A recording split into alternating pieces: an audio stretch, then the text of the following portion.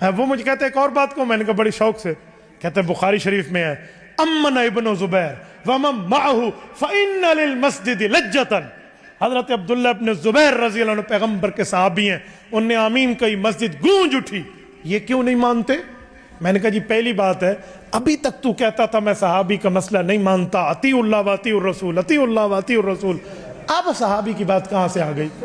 کوئی صحابی ماننا تھا تو حضرت عمر کی 3 طلاقیں وہ والا جو قانون نافذ ہوا ہے وہ کیوں نہیں مانا؟ 20 رکعت والا ہوا ہے وہ کیوں نہیں مانا تراویح کا؟ حضرت عثمان سے جمعہ کی 2 اذانیں وہ کیوں نہیں مانا اگر ماننا تھا؟ صرف عبداللہ ابن زبیر رضی اللہ عنہ مل گئے. اچھا چلو میں تجھے تیری بات کا جواب دیتا ہوں. حضرت ابن زبیر نے اللہ کی قسم آمین کہی، مسجد گونج اٹھی، سچی حدیث ہے. سوال ہے، کہتا ہے پھر تو کیوں نہیں کہتا؟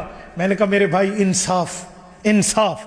اگر دنیا میں عدل اور انصاف کا خون نہیں ہوا تو ایمان سے بتا وہاں لکھا ہوا ہے نماز میں آمین کہی؟ چپ، اس پوری حدیث میں نماز کا لفظ نہیں ہے، پوری حدیث میں. وہ آمین دعا والی تھی. میں کہتا ہوں اللہ آپ کو مدینہ لے جائے، یہ آمین تھی. اور خدا کے بندے اس پہ نماز کا ذکر نہیں ہے، تو نے خواہ مخواہ سے نماز پہ ڈال دیا.